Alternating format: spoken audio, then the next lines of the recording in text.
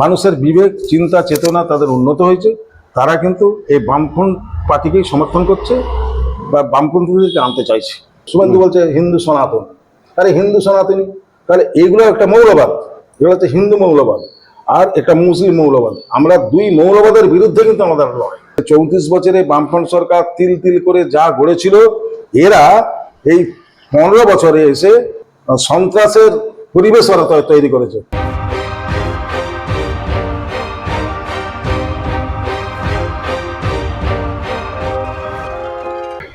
নমস্কার, পিপলস রিপোর্টারে আপনাদের স্বাগত।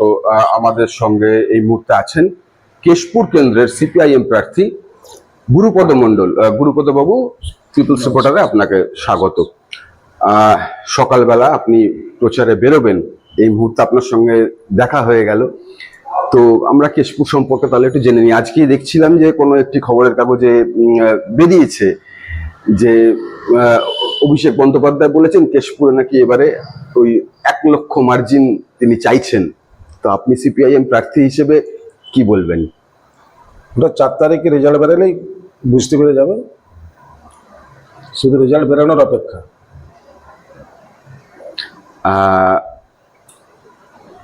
কেশপুর তো আমরা দীর্ঘদিন থেকে কেশপুর একদম সংবাদ শিরোনামে থাকে, সেই হিসেবে সন্ত্রাস কবলিত এবং ওখানকার মানুষজনের উপরে খুব অত্যাচার হয়েছে একটা সময়। এখন পরিস্থিতি কিরকম? আপনি প্রচারে গিয়ে কি মানুষের কতটা সাড়া পাচ্ছেন? মানুষের আবেগ উচ্ছ্বাস চোখে পড়ার মতো, কিন্তু ওই যে মানুষের এমনভাবে মানুষের মধ্যে একটা সন্ত্রাস তৈরি করে রেখেছিল 2011 সালের পর থেকে, সেই সন্ত্রাসে মানুষ এখনো ওদের সন্ত্রাসটা ভুলতে পারছে না। তো এবারে মানুষ মুখিয়ে আছে, যদি ভোটটা ঠিকঠাক হয়, নির্বাচন কমিশনার এখন পর্যন্ত যে হিসাবে চালাচ্ছেন যদি সেইভাবে হয়, তাহলে একটা পরিবর্তন হবে কেশপুরে, এটা নিশ্চিত। আমি যে প্রচারে বেরিয়েছি, প্রচারে বেরিয়ে যাওয়ার পরে যেটুকু আমার অভিজ্ঞতা হয়েছে, তাতে মানুষ স্বতঃস্ফূর্ত ভোটটা দেবে। কিন্তু ওরা তো ওই নির্বাচনের সময় ভোট করতে দেয়নি না, ওরা ছাপ্পা মারে, পুলিশ প্রশাসনকে সঙ্গে নিয়ে, তারপরে আমলা থাকে, আমলাদেরকে সঙ্গে নিয়ে মোটামুটি ওদের লেঠেল বাহিনী, গুন্ডা বাহিনী ওরা থাকে, থেকে মোটামুটি ভোটটা করে। সাধারণ মানুষ তাদের যে নাগরিকত্ব অধিকার, ভোট দেওয়ার অধিকার, সেই অধিকারটা থেকে তারা বঞ্চিত। রাস্তায় যেতে যেতে বললো তোমার ভোট হয়ে গেছে, চলে যাবে, ঠিক আছে। এই ছাপ্পা ভোট মারার একটা প্রবণতা এখনো আছে, জানে যে বিগত দিনে যেমনভাবে আমরা ভোট করিয়ে এসেছি, আবার সেইভাবেই এই 2026-এর ভোটটা আমরা করাবো, এই ধরনের মানসিকতা নিয়েই ওরা কিন্তু এখনো চলছে। তবে সেটা মানুষ কিন্তু এভাবে প্রতিরোধ করবে। আমরা যখন বিভিন্ন কনস্টিটিউয়েন্সিতে যাচ্ছি, ঘুরছি, একটা অদ্ভুত জিনিস এবারে লক্ষ্য করা যাচ্ছে যে সাধারণ মানুষ কিন্তু ভীষণ রকমের চুপচাপ। তারা সেইভাবে কোনো ভোট নিয়ে সেভাবে আলোচনাও করতে চাইছেন না, করছেন না, বা কথা বলছেন না, চুপচাপ আছেন। এইটা কিসের ইঙ্গিত বলে আপনার মনে হয়? পরিবর্তনের ইঙ্গিত, একদম পুরোপুরি। তৃণমূলের থেকে মানুষ একেবারে বিতশ্রদ্ধ। আর তারপরে এই যে বিজেপি আছে, এরা হচ্ছে কি বলবো, সেখানে আছে দিদি, দাদা, আর এখানে আছে দিদি, এই দুজনে মিলিঝিলি করে সরকার চালাচ্ছে, দান ধ্যান খয়রাতি করছে, মানুষের উন্নয়ন কিছু নেই। মানুষ এবারে চাইছে এই দুইজনকেই পরাস্ত করতে হবে। এরা তো কি বলবো, টাকা, প্রচুর পরিমাণে টাকা আছে, টাকা ছড়িয়ে ওরা ভোট করার চেষ্টা করবে। কিন্তু মানুষ তারা সিদ্ধান্ত নিয়েই ফেলেছে যে টাকা দিয়ে সব কিছু করা যায়নি। মানুষের বিবেক, চিন্তা, চেতনা তাদের উন্নত হয়েছে।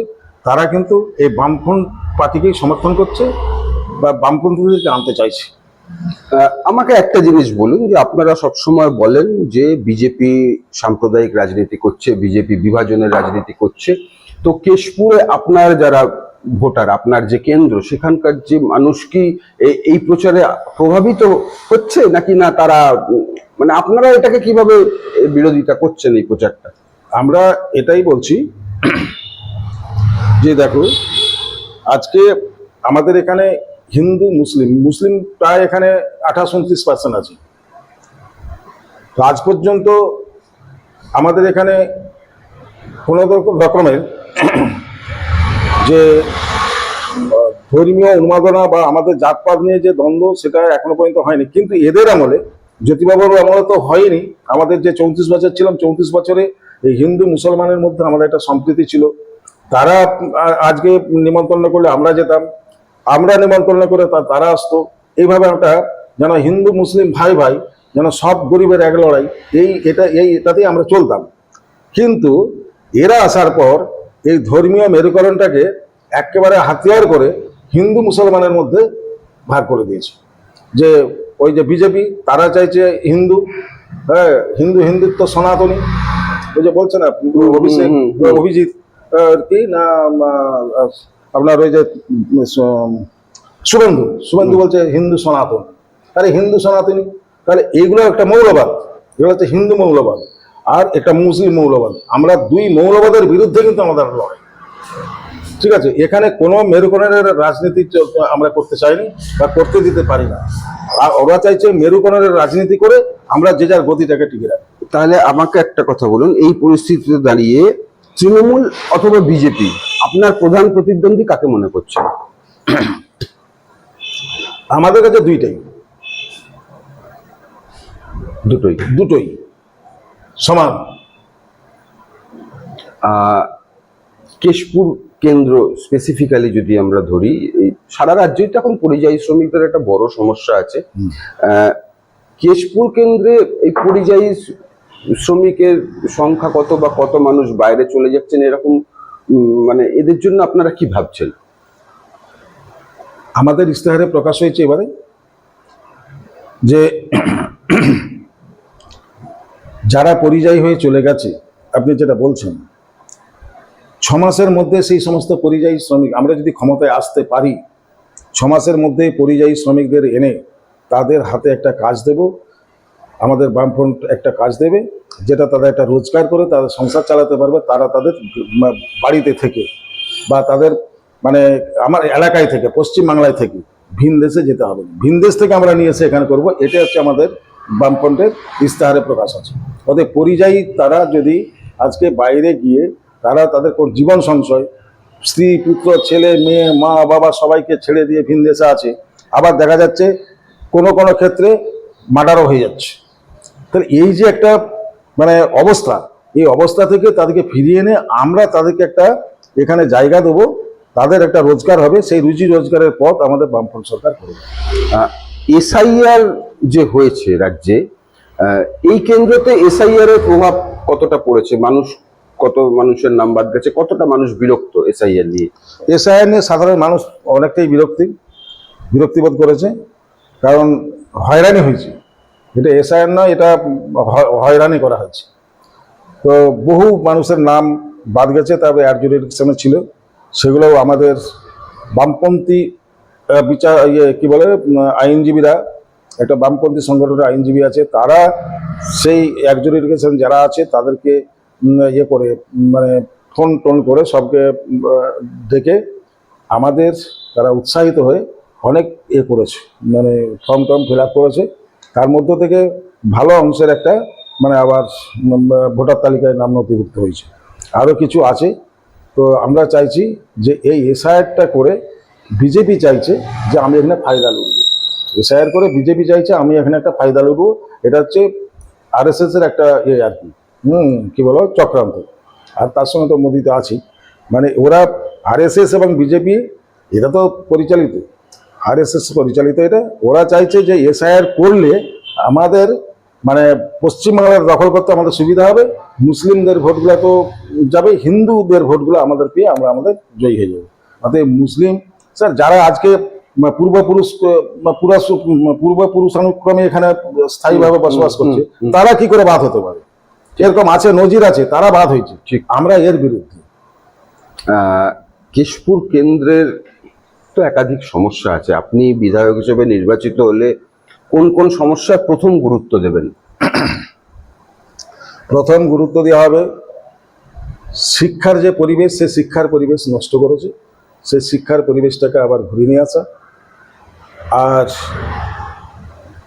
এই যে 100 দিনের কাজ, 100 দিনের কাজটা দায়িত্ব বন্ধ করেছে, আমরা 100 দিনের কাজটা চালু করতে চাই। কৃষকদের ফসলের যে ন্যায্য মূল্য, সেই ন্যায্য মূল্য যাতে পায় তার ব্যবস্থা করা। বেকার সমস্যার সমাধান করা। আজকে বেকাররা দিশেহারা, সেই বেকারদের দুটো হাতে কিভাবে একটা কাজ পায় তার ব্যবস্থা করা। আমরা সেটা বলেছি যে প্রতি বছর নিয়ম করে এসএসসি এবং পিএসসি আমাদের চালু করে মেধা তালিকার ভিত্তিতে নিয়োগ করা হবে, স্বচ্ছ নিয়োগ প্রক্রিয়া করা হবে। আর স্বাস্থ্য বিভাগটাকে একবারে ভেঙে ফেলেছে। এই স্বাস্থ্য পরিষেবাটাকে আরও উন্নতি করা। আমাদের এইগুলো থাকছেই। মজুরদের মজুরি বৃদ্ধি আমরা বলেছি 700 টাকা। আর এটা কি বলে, প্রতি বছর আমাদের যে ওই 100 দিনের কাজটা যেটা বলা হয়েছে যে প্রতি বছর আমরা ওই 100 দিনের কাজটাকে আমরা 150 দিন করার জন্য আমরা তার উদ্যোগ নেব। বিধানসভা ভোটের মুখে দাঁড়িয়ে কেশপুর কেন্দ্রের ভোটারদের উদ্দেশ্যে সিপিআইএম প্রার্থী হিসেবে আপনি কি বলতে চান? ভোটারদের উদ্দেশ্যে আমরা তো যা বললাম এটাই, যে সবাই যদি আজকে বলে যে দুর্নীতিবাহী সরকারটা, মানে স্বৈরাচারী সরকারটাকে হটিয়ে আমাদের বামফ্রন্ট পার্টিকে, যে বামপন্থী প্রার্থীকে যদি জয়ী করে আমরা যদি ক্ষমতায় আসি, তাহলে আমরা আমাদের কেশপুর এলাকার জনগণের জন্য যা যা করা দরকার একদম মানে পঞ্চায়েত ব্যবস্থার মধ্য দিয়ে, পঞ্চায়েত সমিতি আছে তার মাধ্যম দিয়ে যা যা উন্নয়ন করতে পারা যায় সেটা আমরা করব। এরা যা করেছে ধ্বংস করেছে।